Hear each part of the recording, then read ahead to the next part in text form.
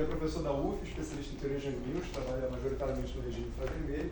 Ele também gravita, né, coisa que eu não faço, mas ele também trabalha com gravitação quântica. Vai falar para a gente sobre o princípio de BRST. Então, era tópicos avançados de teoria de Young Mills até se definir um caminho, um título apropriado. Agora temos o título apropriado. Então, Antônio, o palco é seu, começar a coisa dele. Tá bom. Então, começar... não posso fazer isso, não vai cair, né? E ele vai ganhar razão, e aí...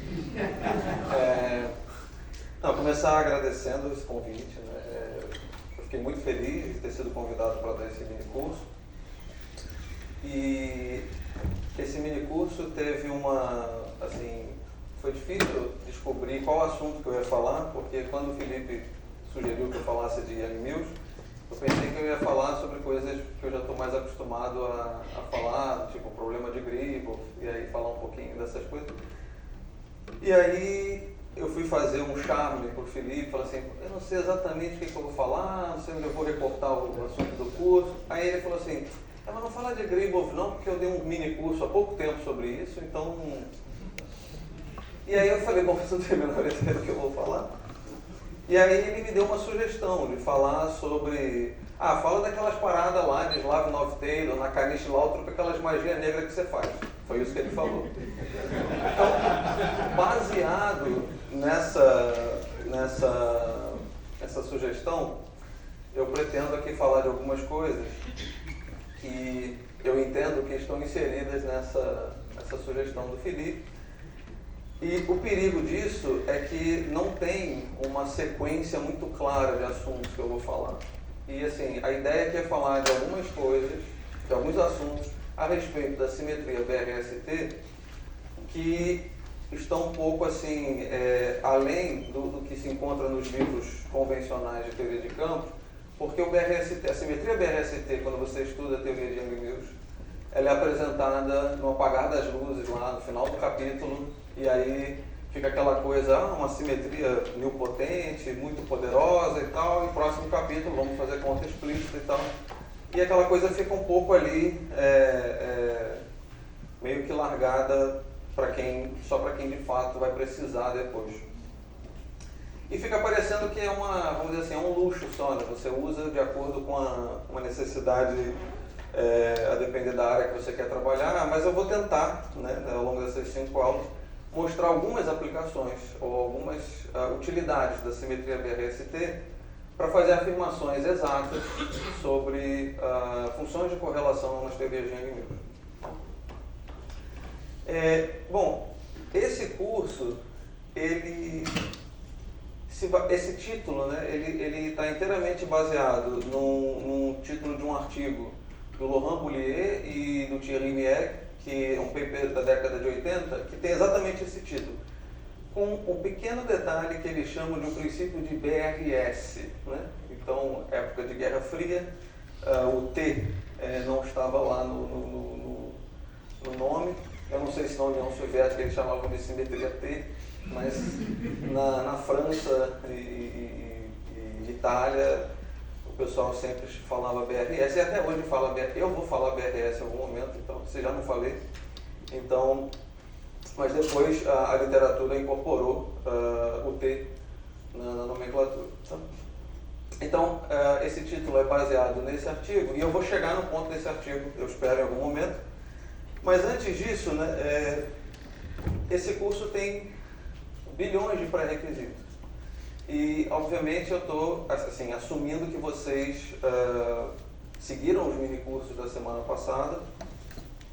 Mas, para quem sentiu que, assim, bom, foram minicursos corridos, muito intensos, uma semana você não vai aprender tudo que está ali, eu fiz aqui um Young Mills Flix, né, que tem basicamente 2 canais no YouTube, que é o Professor Global e o TQCBR, que tem cursos introdutórios de Young Mills que eu acho que contém basicamente boa parte dos pré-requisitos que eu vou precisar aqui. Tem uma série de cursos Young Mills 1, 2, 3, que foi um curso dado pelo Felipe, parte pelo Felipe, parte pelo Giovanni e outra parte pelo Elael. E há 2 cursos dados pelo Tião. O primeiro deles vocês tiveram uma versão compacta na semana passada, né? mas tem a parte 2 que trata de Yang Mills e vai tratar de alguns assuntos que eu vou falar hoje. E no TQCBR tem um curso inteiramente focado na simetria BRST e em técnicas, vamos dizer assim, derivadas, né, a partir do conceito da simetria de BRST, dado pelo Silvio Sorella, professor da UERJ. E um curso também que está lá, que, vamos dizer assim, está localizado nesses cursos de introdução, dado pelo Felipe também. Então, fica essa sugestão para quem precisar de alguma referência de material básico.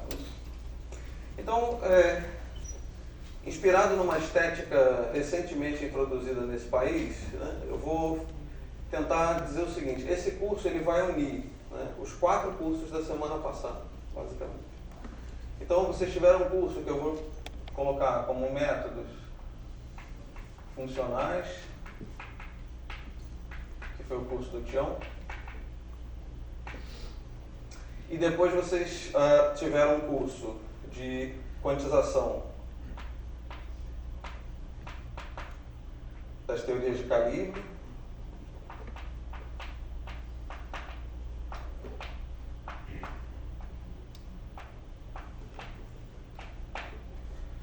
Vocês tiveram um curso de teoria de grupos. Bom, esse curso foi dado pelo Léo. Um curso de teoria de grupos.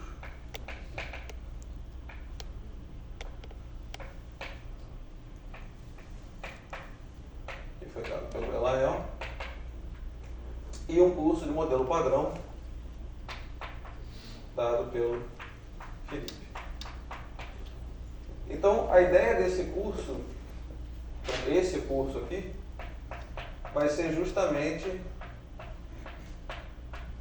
unir essas 4 frentes da semana passada. E aí, como eu falei, né, usando uma estética introduzida recentemente nesse país,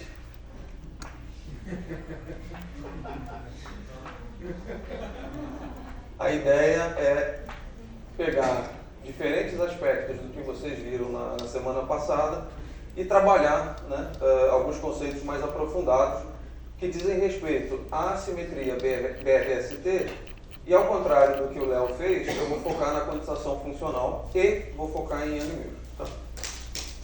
E também, inspirado nos proponentes dessa estética, né, boa parte das coisas que eu vou fazer aqui não apresentaram provas.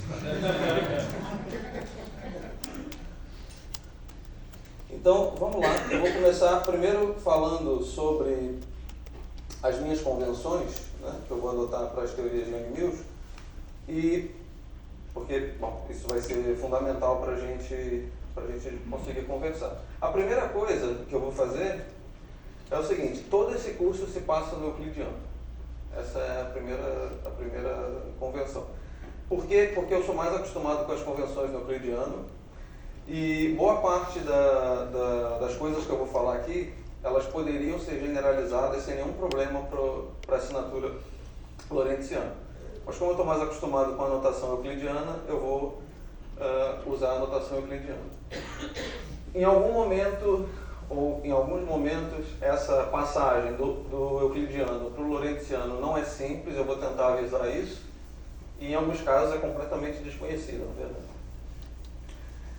A outra coisa é que eu vou sempre assumir que o grupo de calibre é SUN, tá? Então, a gente vai sempre trabalhar em 4 dimensões euclidianas.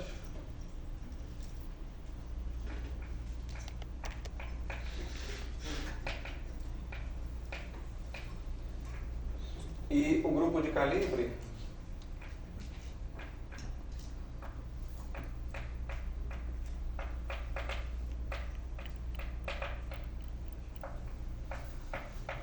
é o grupo SUN. Bom, eu não sei exatamente qual foi a notação que o Elael usou para falar dos geradores de SUN, etc., mas eu vou sempre usar as convenções de que os geradores satisfazem essa relação, onde as constantes de estrutura totalmente antissimétricas FABC são reais e obedecem à identidade de Jacob. Então você vai ter algo do tipo ABC, FCDE, mais FADC, FCEB, mais FAEC, FCEB, igual a zero. E todo elemento de SUN vai ser representado através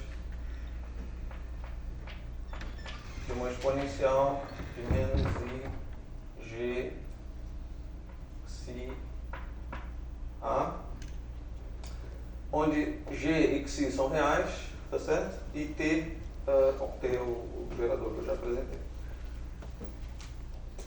Bom, nessas minhas convenções também, a ação de Young-Mills. Como eu falei, nós estamos no euclidiano, então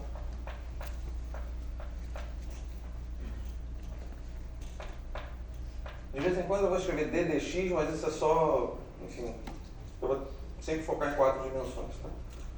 Então tem essa forma, F mini A, F mini A, os índices todos embaixo porque estamos no euclidiano, não tem nenhum problema.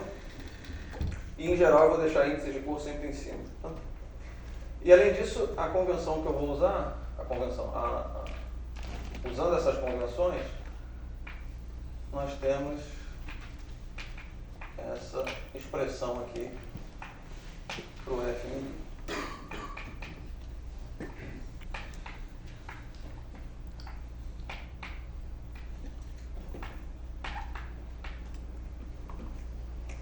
Então essas são as minhas convenções e, bom, como vocês já discutiram na semana passada por diferentes frentes, né? A ação de Young-Mills é invariante por uma transformação que leva o campo AMI num campo AMI linha, e aqui a convenção, para usar direitinho aqui as minhas convenções, uma transformação de calibre é dada por essa expressão, onde esse U é exatamente esse elemento aqui. O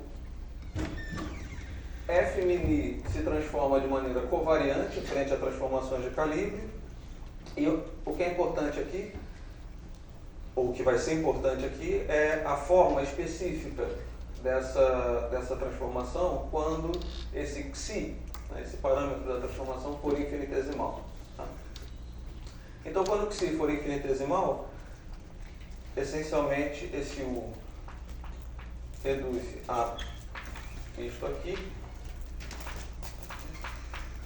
E a transformação de calibre, aqui vejam que eu estou omitindo os índices de cor, porque eu estou contraindo esses A's com os T's. Né? Então, diante de uma transformação de calibre infinitesimal, essa expressão é reduzida a algo dessa forma.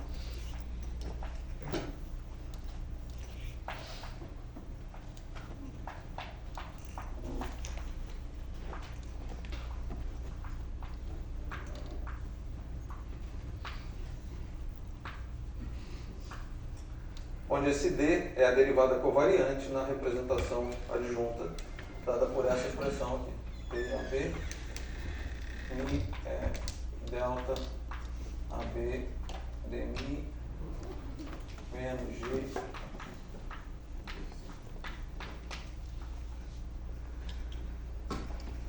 ok, então isso acho que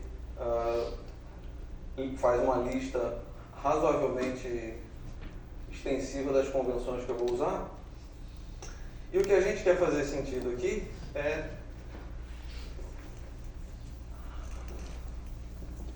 como eu falei, a gente quer fazer a quantização funcional das teorias de Young-Mills, então a gente quer dar algum sentido para essa expressão aqui. A gente quer pegar a função de partição, eu estou usando essa nomenclatura porque eu estou no euclidiano, que é definida por uma certa constante de normalização, uma integral funcional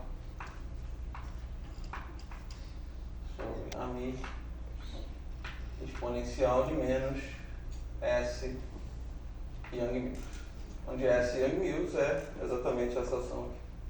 Eu quero fazer sentido disso aqui, porque eu quero calcular, a partir disso, funções de correlação. Então, essa expressão, que escrito dessa maneira é só um desenho, isso ainda carece de algum sentido prático, eu quero definir esse objeto para as teorias de Young-Mills ou para as teorias de Cayley. Essa constante de normalização, por enquanto, ela é só, enfim, ela não tem nenhuma importância prática, ela é imaterial no sentido que a gente sempre pode absorver constantes de normalização na frente da nossa integral de caminho. Né? Bom, como na semana passada vocês tiveram aulas assim que não sei se todas, não sei se alguma delas focou exatamente na teoria de Young-Mills, eu quero só enfatizar uma questão que é o seguinte: a ação de Young-Mills, que vem com esse cara aqui ao quadrado, essencialmente, ela vai ter uma parte que vai ser o produto desses caras que são lineares nos campos, com eles mesmos. Isso vai gerar um termo quadrático em A. Então você vai ter um termo quadrático em A, mas você vai ter produtos desses caras com esse... Você vai ter um produto desse cara com esse cara, por exemplo, que vai gerar um termo que tem potência cúbica no campo A, tá certo? E além disso, você vai ter produto desse cara com ele mesmo, que vai gerar produtos quárticos dos campos, tá certo? Então você vai ter algo da forma, além do A quadrado, você vai ter um termo que tem essencialmente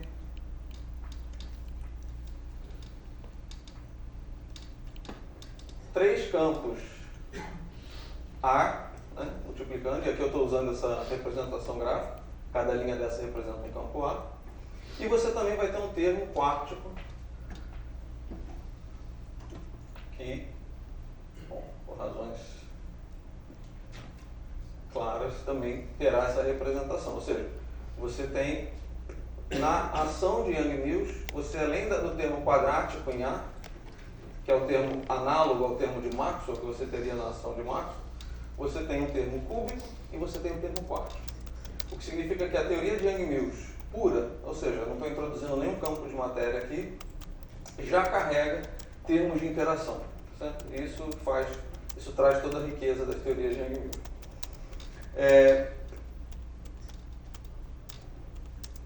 E aqui, bom, a gente quer, como eu falei, a gente quer fazer sentido desse objeto, e quando a gente aprende lá nos cursos de teoria de campos, o primeiro passo que a gente dá é,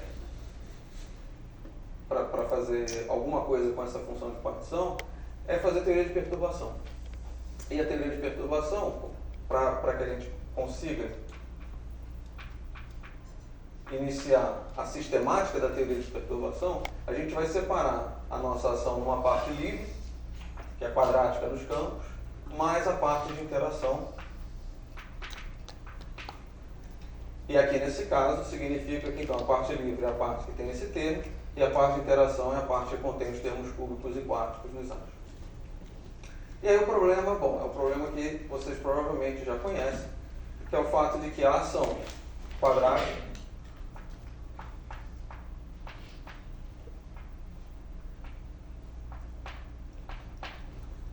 que tem mais ou menos essa forma aqui, há um certo operador AB em I, AB em I, essa é a parte quadrada, esse termo independe do campo A.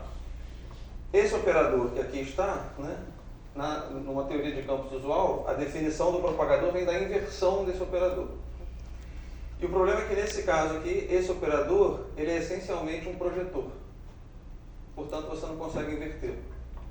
Esse cara tem modo zero e você não consegue fazer a inversão e, portanto, vamos dizer assim, o elemento básico que você precisa para fazer a sua teoria de perturbação, que é o propagador, simplesmente não está bem definido. Certo? Então, a gente precisa dar um jeito de lidar com esse problema da inversão. E isso foi discutido no curso do Léo, e consiste, uma das maneiras de você lidar com esse problema, né, consiste em você adotar um procedimento de fixação de calibre. Então, eu vou aqui fazer uma espécie de, vamos dizer assim, eu não vou construir o método de Fadeev-Popov, que é o método de fixação de calibre, em detalhes, mas eu vou falar alguns aspectos, para quem nunca viu, pelo menos não ficar tão perdido assim. Mas esse é o método, vamos dizer assim, tradicional que se usa para poder fixar o calibre.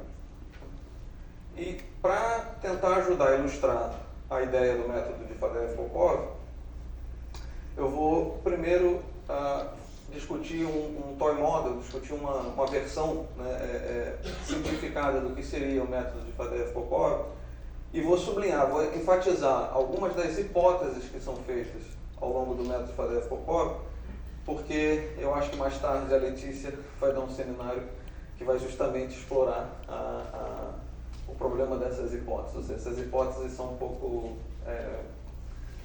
enfim, elas dão um problema. Isso foi um pequeno spoiler do seminário da Letícia, mas eu vou tentar enfatizar um pouquinho isso. Mas a ideia é o seguinte, né? Você, antes de construir o método, a ideia é, você tem um espaço de campos, que tem aqui um objeto apresentado dessa forma, e esse objeto, ele é, vamos dizer assim, fatiado por órbitas, objetos dessa forma, e essas órbitas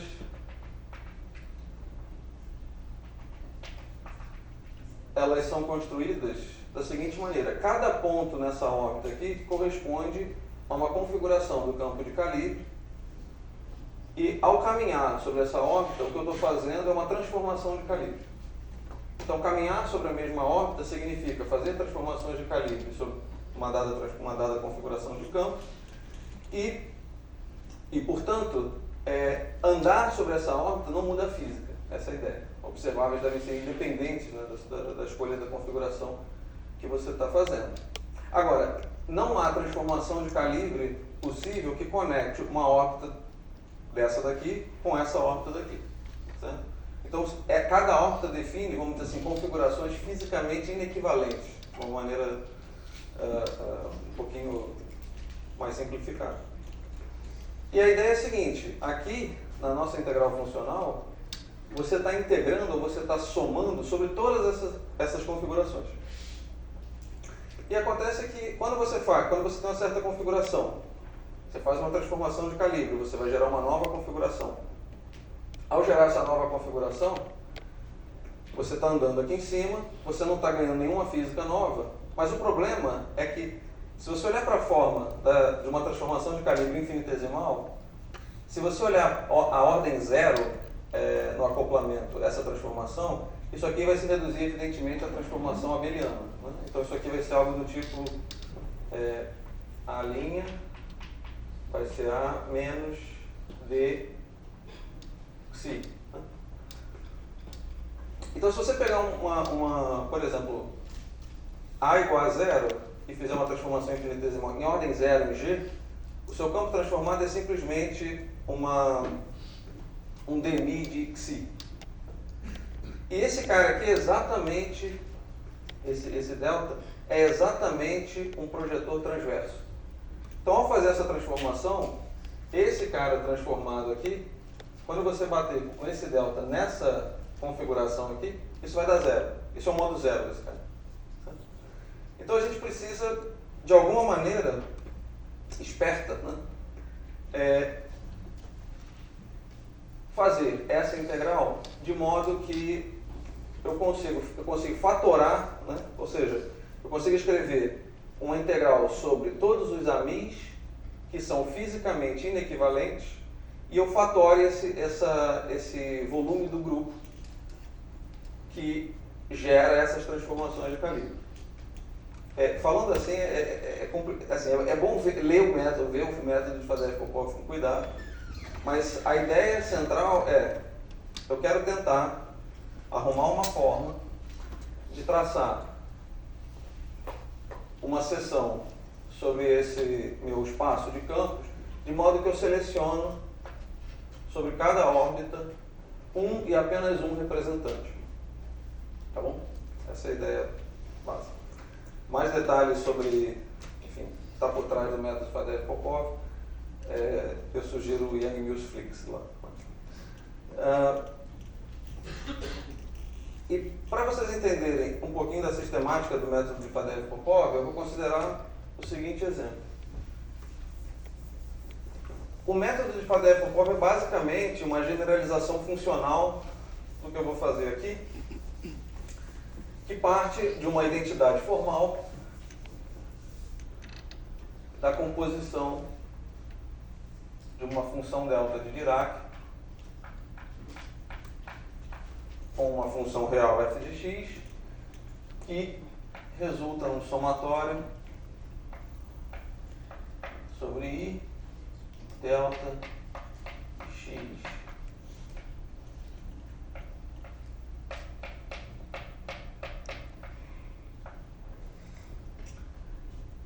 Essa função aqui, ela é uma função que tem, vamos supor, n raízes, tá certo? Esse somatório ele vai de 1 até n, então eu tenho aqui um conjunto de x1 até xn, e essa é uma relação formal que você tem para função delta de Dirac, e para que essa relação faça algum sentido, eu estou assumindo que a função f é uma função diferenciável nos pontos em que ela se anula. E além disso, bom, quando eu falo que é diferenciável, obviamente estou dizendo que a derivada existe, tá certo? E além disso, eu estou assumindo que essa derivada calculada nas raízes não se anula. Então essa é a hipótese para que essa relação seja válida. E aí o que eu vou fazer aqui vai ser integrar essa identidade formal dos dois lados, de modo a obter algo da forma uma integral em dx da delta de f de x, e isso aqui vai me dar, depois da integral, isso aqui vai me dar algo dessa forma.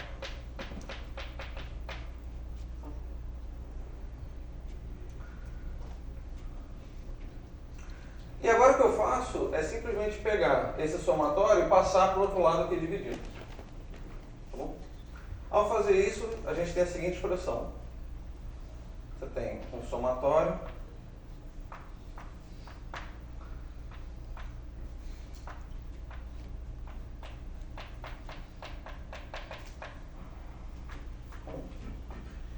multiplicado por essa integral aqui. E isso aqui é 1. Certo? O método de Fadeev-Popov consiste em pegar essa relação que eu fiz com uma função f de uma função real com n raízes, fazer a generalização funcional disso. Então, em vez de eu ter uma delta, uma função delta de Dirac, eu vou ter uma delta funcional. Certo? Essa função também passa a ser um funcional. E no caso específico que a gente vai usar para as teorias de calibre, a integração aqui ela é feita sobre os elementos do grupo. Então, isso aqui é uma integral sobre os elementos do grupo, mas antes de eu falar da generalização funcional, da expressão da fórmula de Fadeev-Popov, eu vou acrescentar duas hipóteses aqui para simplificar essa expressão. Eu vou assumir que, na verdade, a minha função f de x tem uma única raiz, certo? Então, f de x tem uma única raiz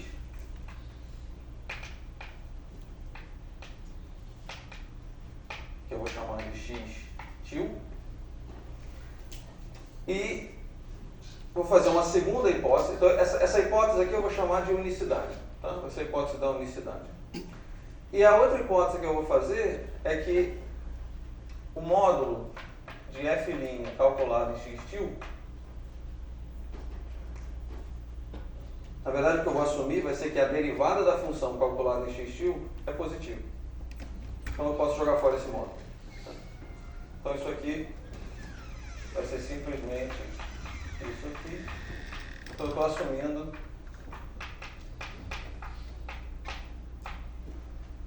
que a derivada da função calculada nessa única raiz é positiva. Então, essa daqui vai ser a hipótese da unicidade.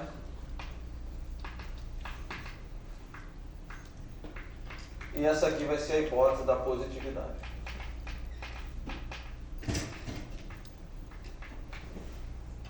Dadas essas hipóteses, né, essa expressão aqui, ela é reduzida a f' calculada em x til integral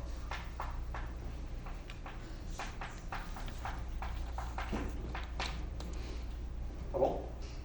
Então, fiz duas hipóteses, essa expressão aqui, que a princípio é geral, reduz-se a isso aqui, e é exatamente essa expressão que vai ser generalizada funcionalmente para gerar o procedimento de Fadeev-Popov.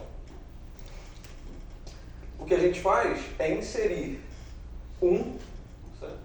essa unidade na nossa integral funcional. Só que, como eu falei, isso aqui vai ter que ter uma generalização funcional, então aqui eu vou ter uma integração sobre os elementos do grupo, e essa delta que aparece aqui é uma delta funcional de uma composta com uma função que é uma função do campo de calibre. Essa função, ou funcional do campo de calibre, é o que a gente vai chamar de condição de calibre. Essa delta é introduzida para dizer o seguinte: você vai selecionar as configurações de campo que satisfazem essa condição que você está impondo, que é uma escolha a princípio arbitrária. Então, bom, como eu falei, eu não vou entrar nos detalhes, mas, assim, formalmente, isso aqui, deixa eu só usar a mesma notação que eu botei aqui, isso aqui vai ser escrito da forma, essa unidade. Quando você faz essa generalização funcional, esse simples módulo, na verdade, vira um determinante, quer dizer, você tem um módulo de um determinante, que você vai ter que calcular. Bom, isso é uma generalização que eu não vou tentar explicar em poucas palavras, mas vai aparecer o determinante de um operador. Esse operador depende do campo de calibre, vou botar aqui para destacar, e isso vai estar multiplicado por uma integral, e aqui é uma integral sobre esse g cursivo, que eu já vou explicar, de uma delta funcional de A. Só para deixar claro, esse g cursivo aqui, ele é dado por esse conjunto de elementos U, de modo que U nada mais é do que U de x pertencente a SUM com x pertencente a R4. Esse é o espaço que você está integrando.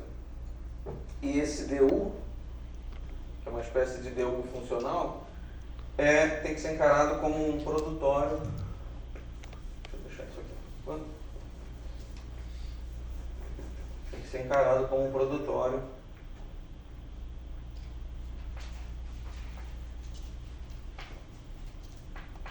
isso aqui vai ser um produtório onde cada DU desse é a medida de RAR do grupo. Tá? Bom, esse operador que comparece aqui nessa expressão é o chamado operador de Fadeev-Popov. E, como eu falei, como eu não vou deduzir, eu não vou construir o método completo, eu vou apenas ensiná-los, ou pelo menos mostrar como se calcula na prática esse operador, tá certo? Mas o ponto é, a gente vai pegar essa expressão aqui e introduzir na nossa integral funcional, e toda a brincadeira do método Fadeev-Popov vai ser trocar, né? Você vai trocar a ordem de integração de dA com du, e você vai mostrar basicamente que essa integral em du independe de u. Então você fatora o volume desse SUN, bom, esse volume formalmente é um volume, seria algo do tipo um volume de SUN, porque os elementos, cada elemento de SUN tem um produtório, desculpa.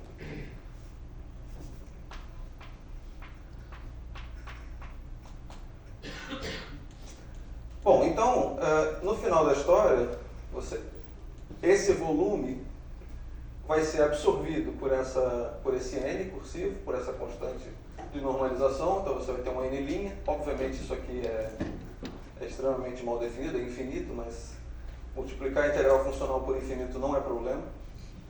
Então a gente vai ter uma expressão que no fim do dia tem essa cara aqui. Eu estou tentando seguir o mais próximo possível a anotação dessas notas, que depois eu vou compartilhar com vocês essas notas. Então, você tem aqui uma integral funcional.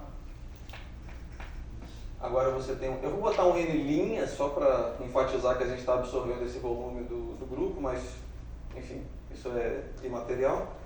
E você tem uma integral em dAmi. E agora você tem esse determinante desse operador e a delta que implementa essa condição de calibre multiplicado pelo seu peso de Boltzmann, sua ação de Young. Essa vai ser a versão da integral funcional com calibre fixado, que eu vou chamar.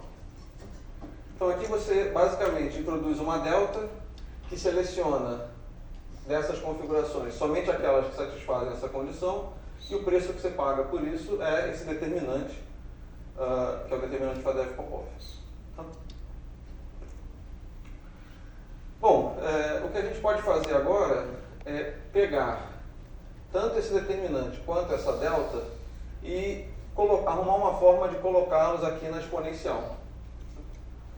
Bom, você sempre pode escrever exponencial, você pode escrever isso aqui como exponencial do log, né? Mas é uma coisa meio, ficar uma coisa um pouco mais local, você introduz campos extras para isso. E no caso do determinante, você consegue colocar esse operador no seu peso de Boltzmann, introduzindo os chamados fantasmas de Fadeev-Popov. Então você vai introduzir o determinante de Fadeev-Popov através dessa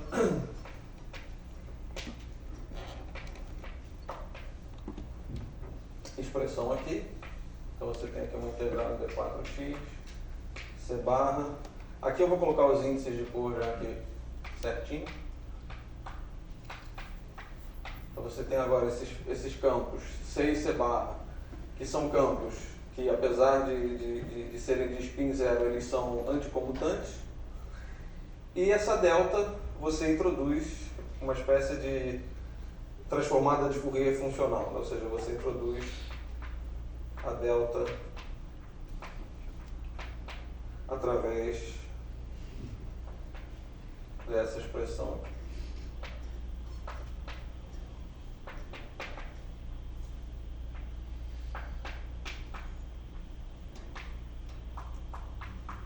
Agora eu estou introduzindo novos campos C e C barra e B.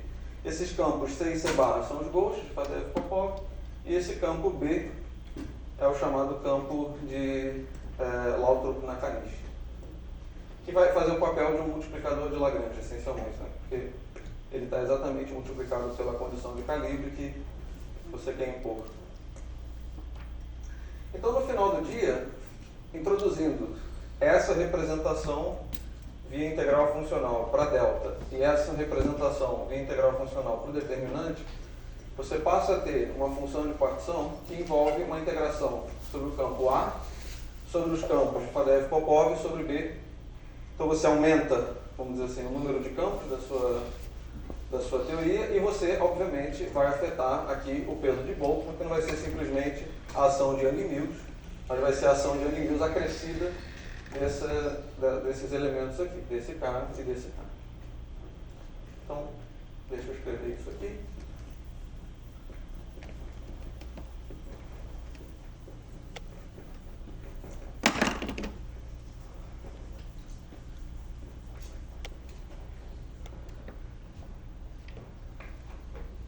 Bom, eu vou introduzir uma anotação que eu vou usar de uma vez por todas, que vai ser o seguinte: quando eu escrever isso aqui,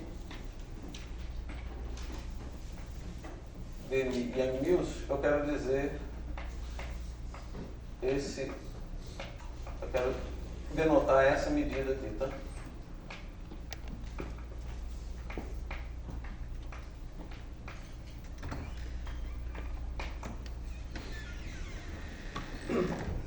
Então, a integral funcional passa a ser isso aqui.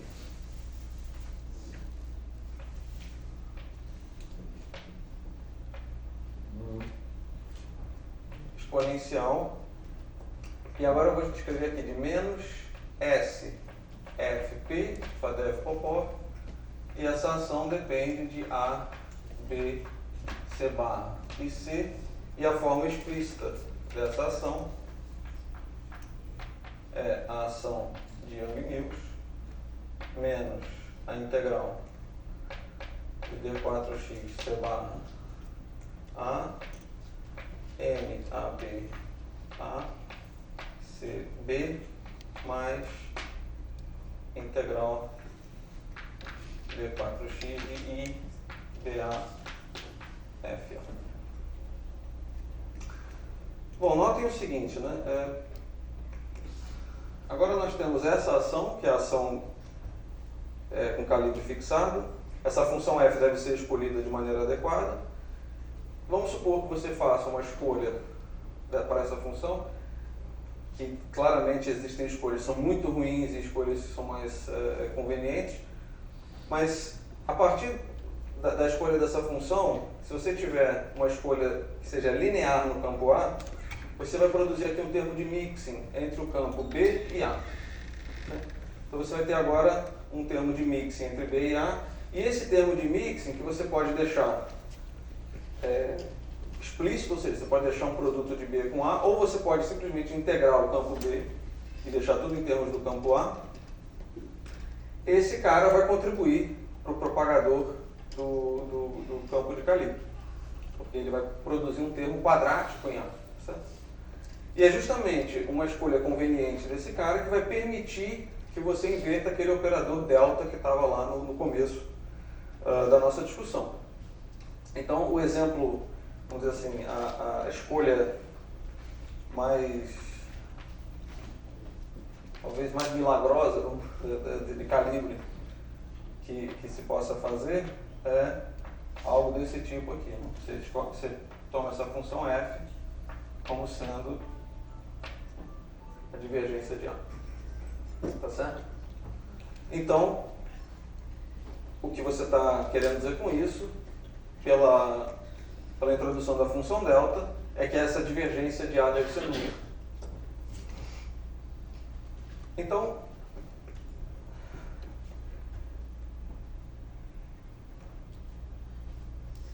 de maneira bastante explícita, a forma, de novo, sem me preocupar em explicar os detalhes por trás disso, se eu escolher essa condição de calibre, eu preciso calcular o operador de Fadeev-Popov associado a ela.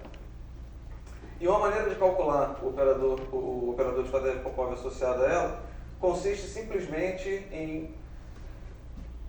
Estou dando aqui a receita, não estou ensinando a fazer a conta de primeiros princípios. Você deriva em relação a A e multiplica pela transformação infinitesimal do campo de calibre. Então, o operador de Fadeev-Popov, nesse caso, é algo dessa forma aqui.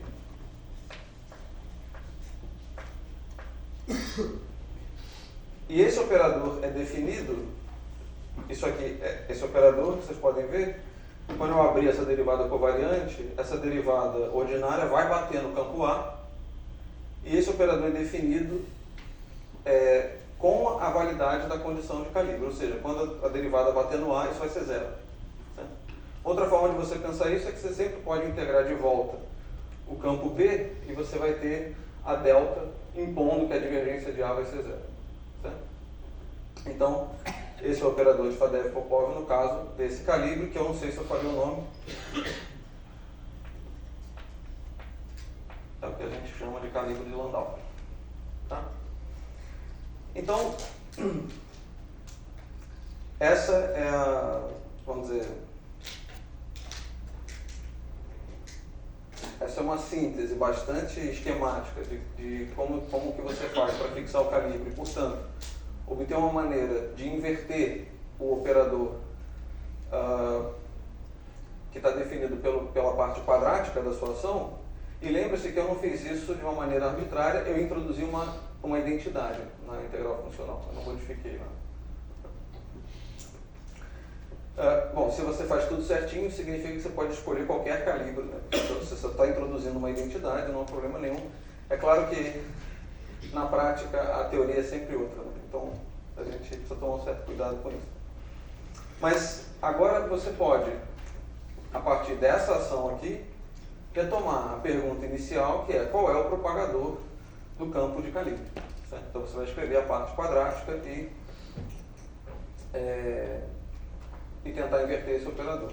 Bom, nesse calibre específico, você consegue calcular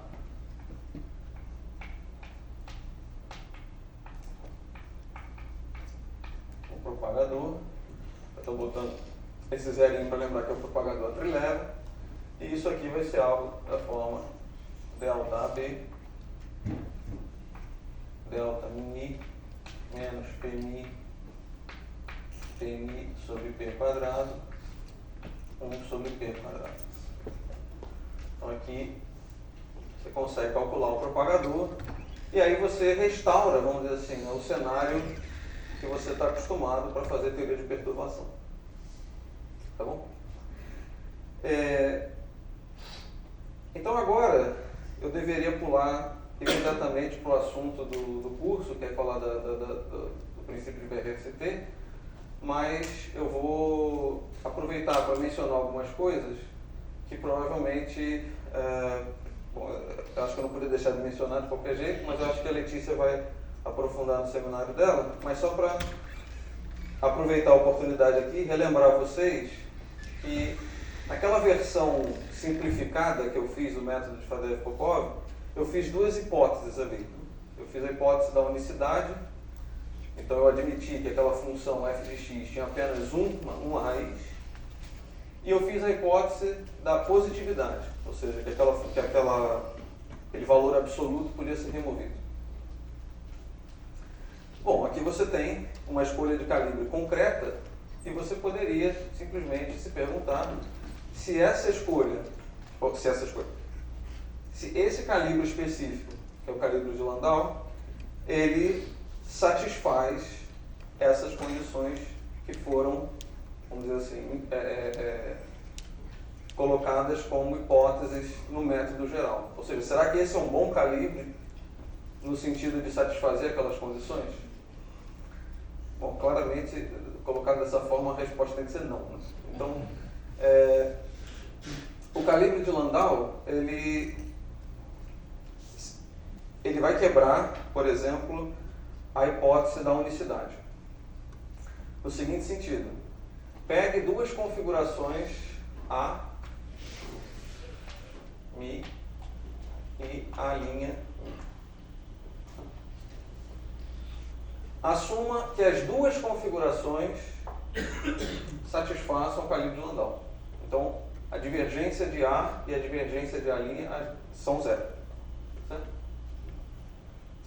Agora, assuma que A e A' estejam conectados por uma transformação de calibre.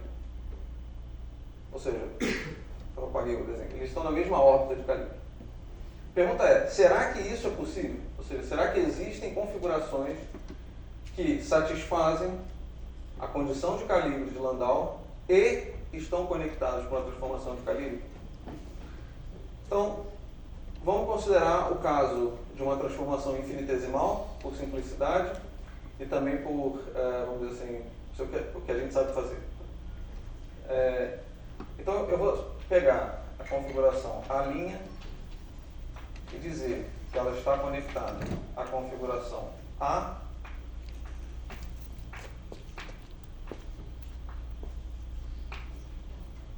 menos essa derivada covariante, ou seja, a linha é obtida a partir de A por uma transformação de calibre infinitesimal. E agora eu vou tomar a divergência dessa equação.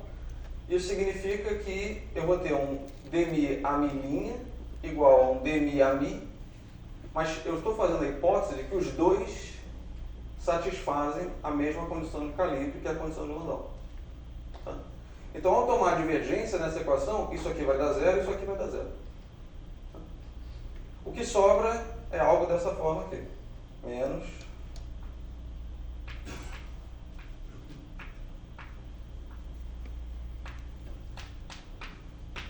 igual a zero. Tá certo? Essa equação aqui, ela pode ser pensada como, bom, ela pode ser pensada, ela é uma equação de módulo zero para esse operador aqui,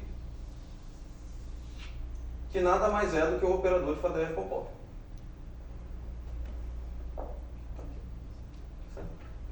Então, se um operador de Faddeev-Popov tiver módulos zeros, ou seja, se eu conseguir, dado uma configuração A, que comparece nessa derivada covariante, se eu conseguir encontrar um psi que seja normalizado, tal que essa equação seja satisfeita, então eu sou capaz de encontrar duas configurações, A e A', que satisfazem a condição de Landau e estão conectadas por uma transformação de calibre. E, portanto, eu violo a hipótese da unicidade. Certo? Bom, a esperança é que isso não aconteça, mas isso acontece. Né? Então, e isso foi verificado explicitamente por Gribov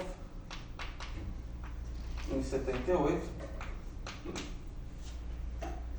E, quer dizer, o paper saiu em 78, eu acho que a ideia já era um pouco, já tinha algum tempo. E você pode pensar que esse é um defeito particular do calibre de Landau. Ou seja, essa é uma escolha ruim, porque você está fazendo uma hipótese, você está escolhendo uma condição de calibre que está quebrando essa hipótese da unicidade, então escolha outra. Certo? E aí, acho que foi publicado no mesmo ano um paper por Singer, que mostrou que, na verdade, essa obstrução, ela não é uma obstrução particular do calibre de Landau, mas se dá por uma questão muito mais profunda ligada à estrutura não trivial das teorias de Young-Mills, que tem a ver com a estrutura de fibrados não triviais. A impossibilidade de você traçar uma seção global nesse fibrado não trivial. Certo? Quando a gente não sabe matemática, a gente desenha. Né? Então, a ideia é basicamente a seguinte: você tem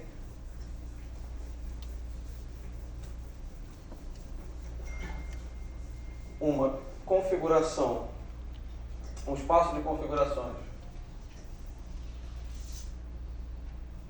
E aqui eu tenho aquelas órbitas. E, idealmente, eu gostaria de encontrar uma condição de calibre que fizesse isso, tá certo? Ou seja, fatiasse esse meu espaço de configurações, pegando um representante de cada órbita de calibre. Eu poderia escolher uma outra condição de calibre, então aqui tem outra condição de calibre. Pego aqui um representante de cada órbita. A escolha dessa função, ou dessa condição de calibre, ou dessa condição de calibre, não vai afetar, ou não deveria afetar o cálculo de observáveis, mas o que acontece na prática é algo mais parecido com isso aqui. Você tem algo assim.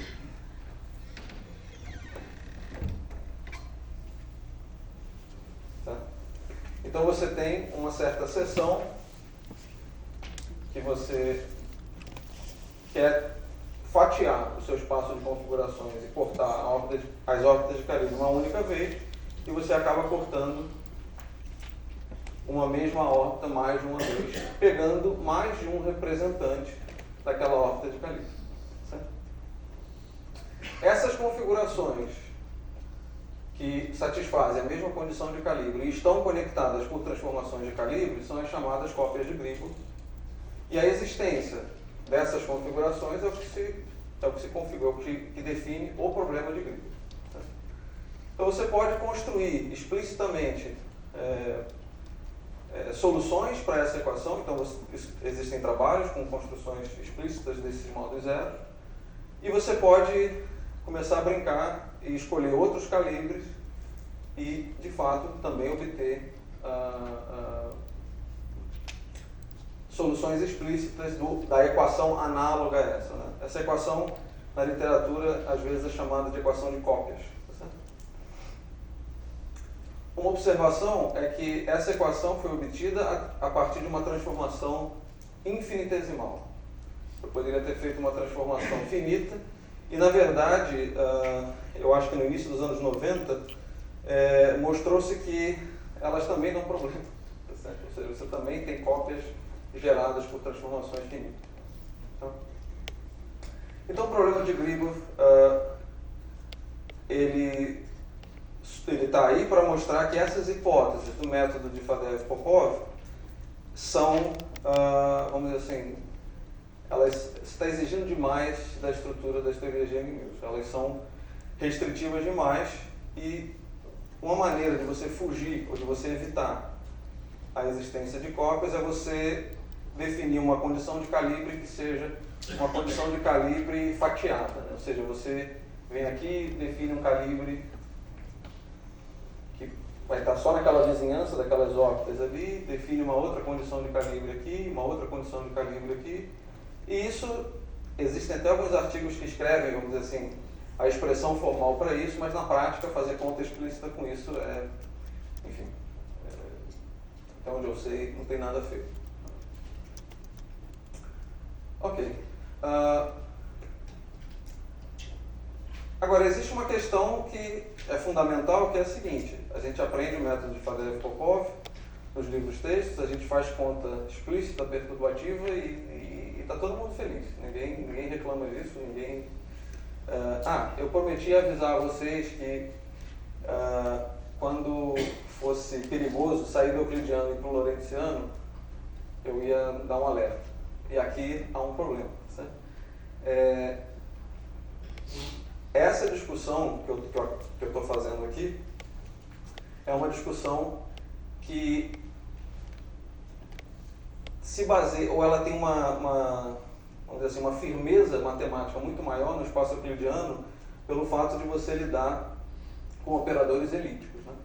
Quando você vai para o espaço lorentziano, você vai lidar com operadores hiperbólicos, o problema é muito pior, o problema é uma coisa assim, muito mais complicada, e o fato de você conseguir lidar com esse problema parcialmente no euclidiano, como a Letícia vai contar mais tarde, não te dá uma prescrição imediata de como pegar essa solução parcial no euclidiano e transportar para o lorentziano. Isso é uma coisa que a gente ainda não sabe fazer. Mas, voltando ainda ao nosso querido método de Fadeev-Popov, né? Ou seja, a gente lida com esse método, faz contas explícitas e ninguém reclama muito, ninguém fala muito disso. Muitos livros omitem, né, a existência do problema de Gribov. Eu acho que o mais icônico é o Weinberg, né, que ele fala que existe o problema de Gribov, mas isso é muito simples de resolver, porque você sempre pode escolher o calibre axial para fazer as contas, porque é um calibre que não tem o problema de Gribov. Quem já viu a cara do calibre axial sabe que isso é, no mínimo, assim, é uma escolha um pouco complicada. Mas mesmo o calibre axial, ele tem um problema, porque o calibre axial ele não é um calibre completo, ou seja, ele não fixa completamente o gauge. Então, você evita o problema de Gribov, num certo sentido, mas ele, vamos dizer assim, ele ganha, ele emerge com outra cara nesse caso. Antônio, Sim. talvez, só talvez, ele esteja falando isso porque ele está fixado na definição do propagador. O calibre axial você consegue definir um propagador, para ele o problema é resolvido.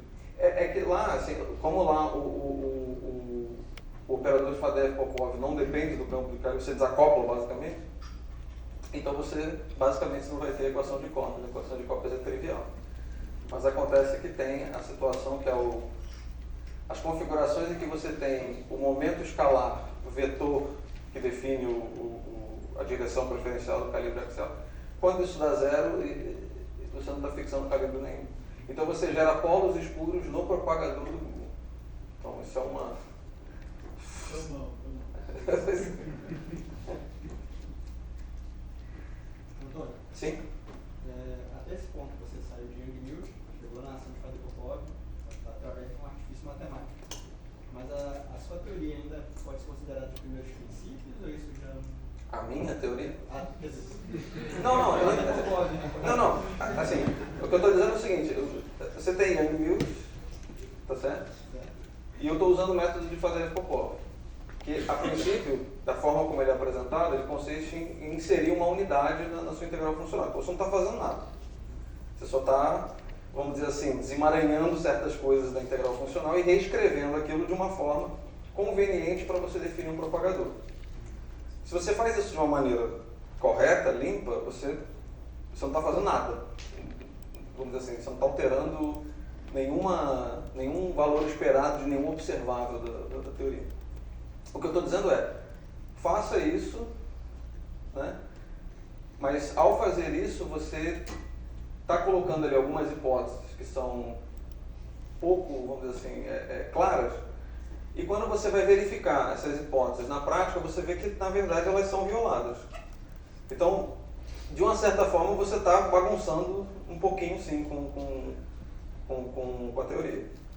A questão é, no regime perturbativo, ou seja, para acoplamento suficientemente fraco, a coisa parece funcionar, certo? Ou seja, essas hipóteses elas não são violadas. E elas não são violadas por uma razão simples. Essa equação você pode escrever da seguinte maneira: você tem algo do tipo uma delta AB, B quadrado, CB mais GF ABC, AC Mi, BMI, CB igual a zero. Essa equação aqui, eu fiz aqui abri aqui essa expressão, certo? Bom, se essa teoria fosse abeliana, ou seja, se essas constantes de estrutura fossem todas nulas, esse termo seria zero. Você tem essencialmente menos nabla 2 psi igual a zero. Você está no euclidiano, isso aqui, a única solução para psi, o único modo zero possível para psi que vai a zero no infinito é psi igual a zero. Esse operador menos D2, ele é positivo, certo? Agora, você liga esse segundo termo, e esse segundo termo ele vem justamente do fato que você está lidando com uma teoria não abeliana, ou seja, o seu operador de Fadeev-Popov ele depende do campo, agora, do campo de calibre. Bom, você pode aqui definir de algumas maneiras o que você quer chamar de regime perturbativo, de regime fortemente interagente, mas vamos tomar a seguinte escolha. O produto G, o constante de acoplamento, e o campo, vamos supor que quando isso é suficientemente pequeno, eu estou falando que eu estou lidando com o regime perturbativo da teoria. Esse que eu quero chamar de regime perturbativo. Então você está lidando com configurações em torno do vácuo trivial, em torno de A igual a zero, G é suficientemente pequeno. Esse termo aqui, ele vai ser uma perturbação desse termo aqui, você não vai conseguir compensar esse cara a ponto de gerar um modo zero. Tá certo? À medida que esse produto GA começa a crescer, ou seja, que esse cara aqui, essa combinação começa a crescer, você vai criando, a partir desse segundo termo, condições de compensar esse primeiro termo e gerar um modo zero. Certo? E isso significa, quando eu falo aumentar um produto GA, eu estou dizendo o seguinte, eu estou aumentando o acoplamento, ou seja, eu estou indo em direção ao infravermelho, igual como o Felipe explicou na sexta-feira, ou então pegando configurações do campo A que se afastam do vácuo trivial, abaixo da configuração A igual a zero, certo? Pegando um produto suficientemente grande. O que significa dizer que no regime perturbativo, ou vou chamar de regime ultravioleta, onde G é suficientemente pequeno, essa segunda contribuição ela é incapaz de compensar a primeira e de gerar um modo zero. Então, a hipótese da unicidade está garantida, porque eu não vou gerar modo zero, e além disso, o operador vai ser positivo. Então, a hipótese da positividade também está garantida. Certo? Agora, à medida que você vai aumentando esse produto, ou seja, você está indo para o infravermelho, e você pode compensar isso, você pode gerar um modo zero, e aí começa o problema de, vamos dizer assim, se de fato a gente precisa levar em conta essas cópias no infravermelho para poder lidar com uma fixação de calibre apropriada no regime não perturbativo. E é isso tudo que eu tenho para falar sobre Gripple. Sim. Só uma dúvida para terminar. Se a gente trocar a ação de Young por Einstein Gilbert, também tem problema com esse software de Gripple? Deixa eu responder isso de uma forma... Tem. Mas a ideia é a seguinte, lá, a quantização, você precisa usar um método de background, você precisa usar um método de campo de fundo. Então você começa com uma métrica,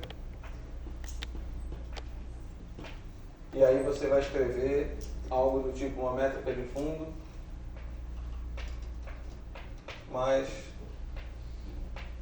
um campo HMini, e você vai introduzir agora uma fixação de calibre.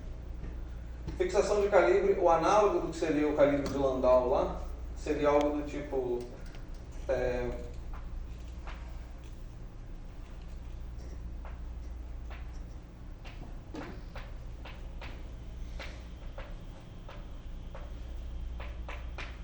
Isso aqui é o traço desse campo H, isso aqui é uma fixação de calibre para o campo H.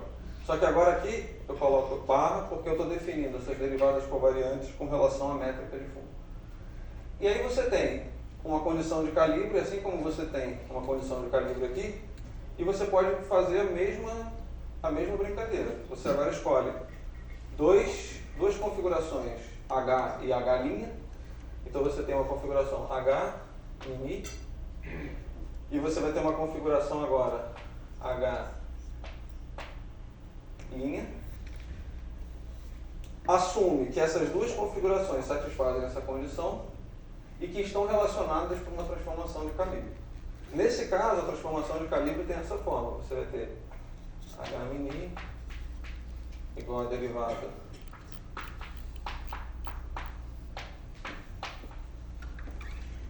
aqui no caso é a derivada completa mesmo com relação à métrica e não só com relação à métrica de fundo. Então, desculpa, isso aqui é H' igual a H'. Agora você aplica a condição de calibre para H', para cá, e vai bater com esse operador aqui nesse cara. E você vai se perguntar se há módulo zero para isso. Certo? E, na verdade, isso é uma pergunta bastante não trivial, assim, porque exemplos explícitos de módulos zeros nesse caso não são muito conhecidos. Mas, enfim, o problema, no princípio, está ali. Acho que nesse caso, Antônio, tem alguma relação análoga, por exemplo, você tem as cópias, mas elas não afetam o setor ultravioleta, então em termos de perturbações você está seguro. Caso essas cópias existam, você tem um análogo nessa situação gravitacional, de algum regime seguro?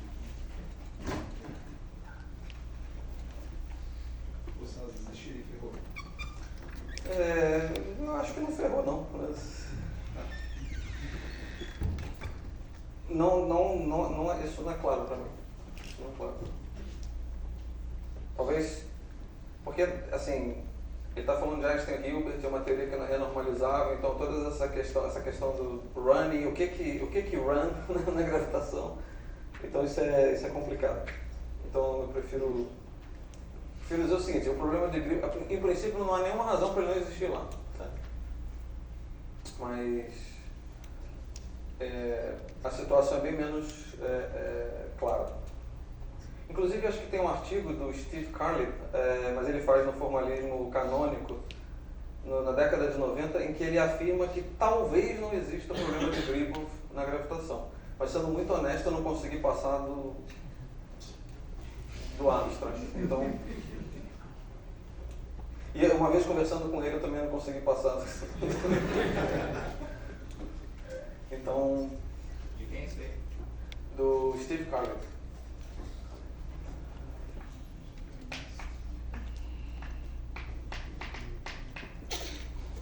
Acho que é dos anos 90.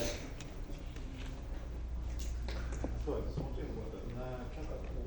Nesse desenho aqui, eu não entendi na questão da curva no caso da curva de Gribov, no caso seria local, seria cada ponto desse traçado, eu teria que traçar um calibre? Vamos por partes. Aqui, essa seção aqui é um exemplo de um gate fixing real, no sentido de que eu não consigo cortar uma órbita de calibre uma única vez. Eu acabo cortando mais de uma vez a mesma órbita de calibre. Então, esses caras aqui correspondem às cópias de Gribov. Eu falei, uma maneira de você evitar o problema de Gribov seria você traçar para cada órbita, nas vizinhanças de uma órbita de calibre, você faz uma escolha de calibre. Então você vai fazendo fixações locais. Certo? Então você vai gerar coisas desse tipo aqui, uns cortezinhos desse tipo. Mas isso é bem, assim, na prática eu não sei muito como implementar isso. Eu acho que dado o tempo, eu tenho 10 minutos? Nossa, então vamos lá. Mais alguma pergunta? Sim. Nesse desenho ainda, essa parte do X15 que vale a região fundamental. Não. Isso, nesse desenho, isso aqui é simplesmente só uma representação de uma escolha de calibre. Lá você está de fato falando da região, dado um calibre, você está falando da região que é completamente livre de cópias, que é o que você está vendo da região modulatória. Mais perguntas?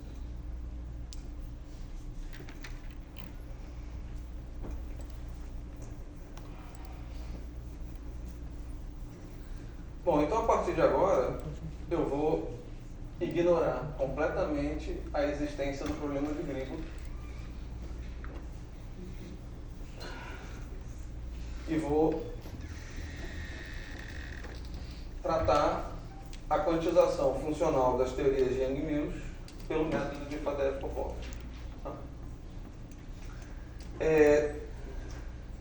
Bom, na prática, a gente introduziu o método de Fadeev-Popov, conseguiu calcular um propagador, agora eu posso definir as regras de Feynman da teoria, posso começar a calcular os diagramas e assim vai, segue a vida, começa a calcular as funções de correlação de interesse. Agora, existe uma consequência, vamos dizer assim, uma espécie de efeito colateral do método de Fadeev-Popov, que é o seguinte: quando você introduz o termo de gate fixing, né, você introduz os campos de fantasma e esse campo de Nakanishi-Lautrop. Você pode se perguntar o seguinte: será que existe alguma simetria? Será que existe alguma transformação que misture esses campos?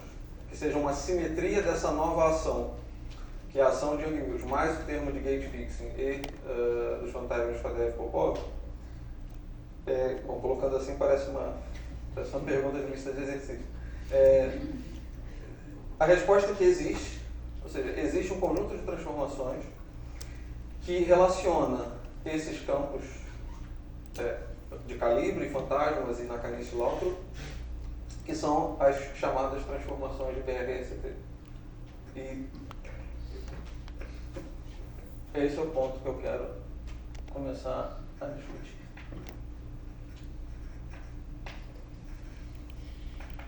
Então, nesse momento, a simetria de BRST ou as transformações de BRST, elas nascem aqui para a gente como sendo uma consequência do método de Fadeev-Popov. Você pode pensar como sendo uma forma de garantir que o que você está colocando na sua integral funcional é uma identidade. Uma simetria que amarra essa identidade. Então, de novo, convenções. As transformações são as seguintes. Você vai pegar o campo A,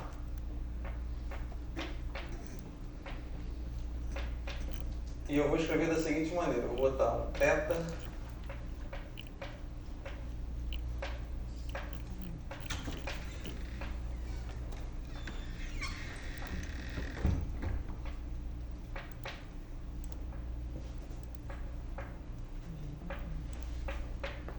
aqui eu esqueci o θ.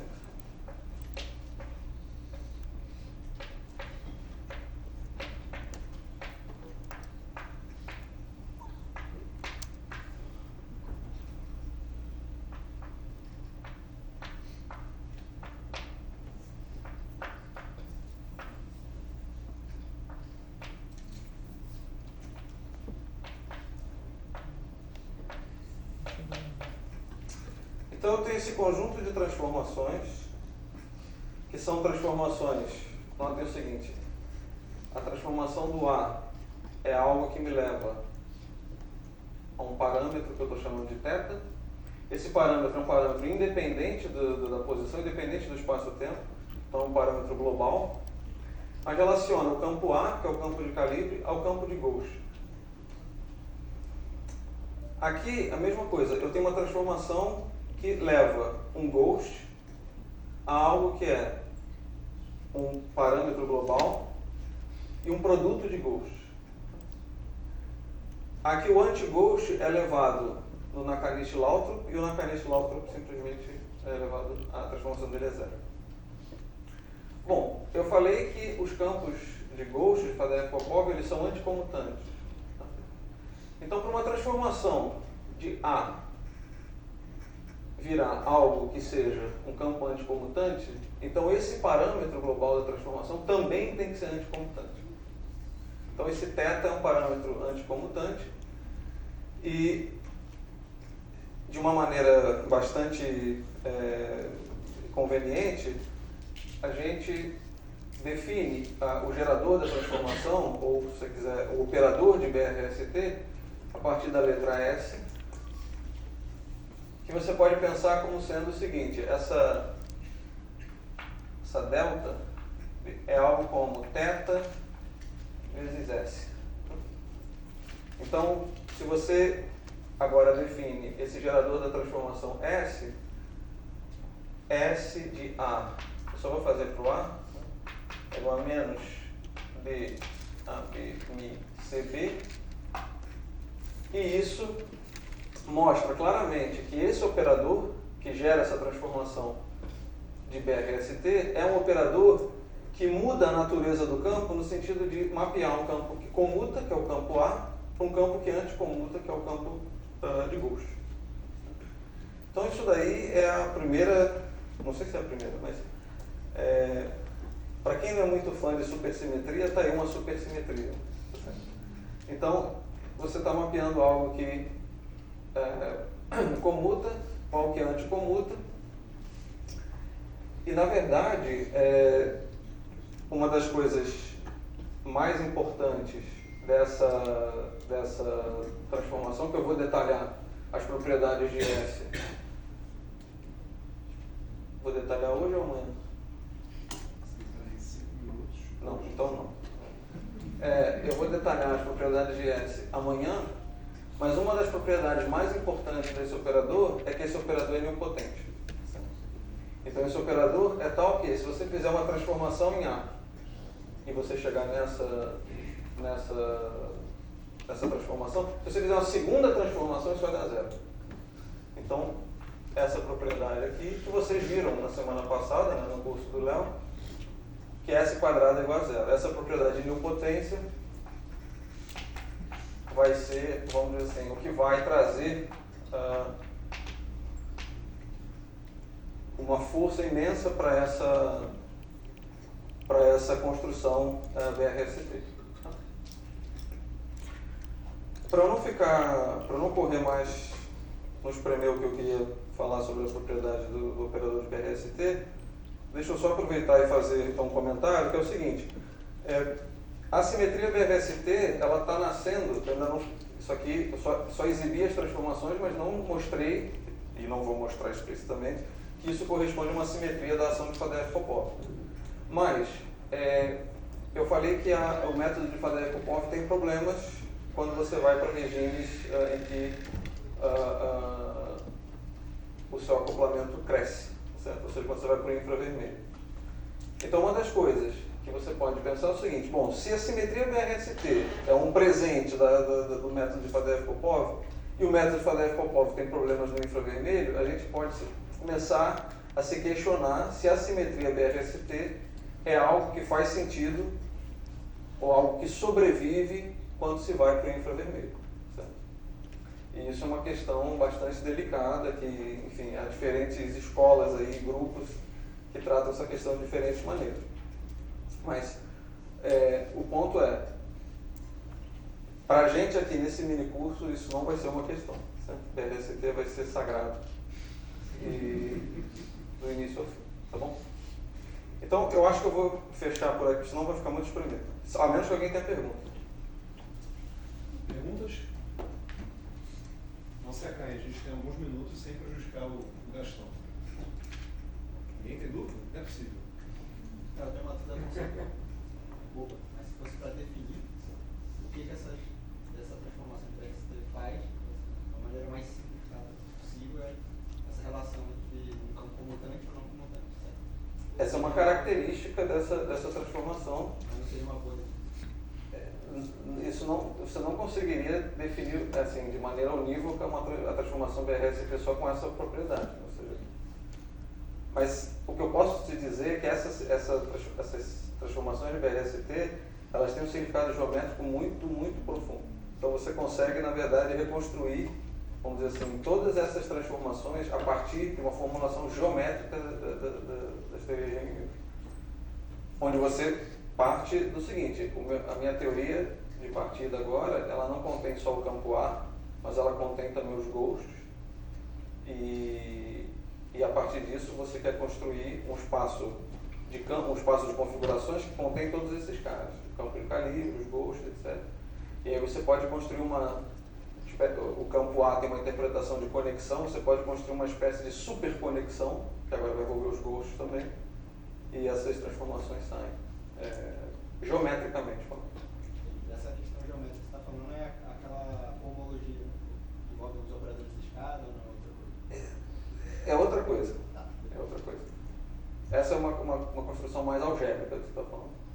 Mas essa construção geométrica, enfim, ela existe de uma forma completamente independente dessa discussão. Claro que não é totalmente independente, porque uma coisa acaba se ligando à outra, mas, enfim, eu estou falando de uma construção puramente geométrica no sentido clássico mesmo, de você postular agora que a sua teoria parte com esses campos todos desde o início, e você tem essa estrutura de fibrados e conexões nesses superfibrados. Então vamos agradecer. Perdão, calma. Isso foi bem rápido.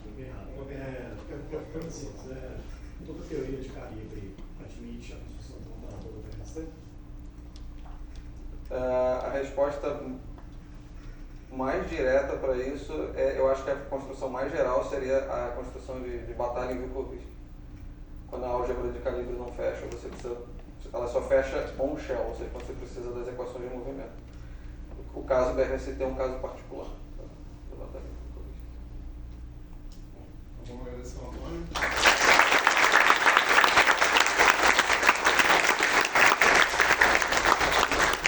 Vamos falar 10 minutos com o cafezinho.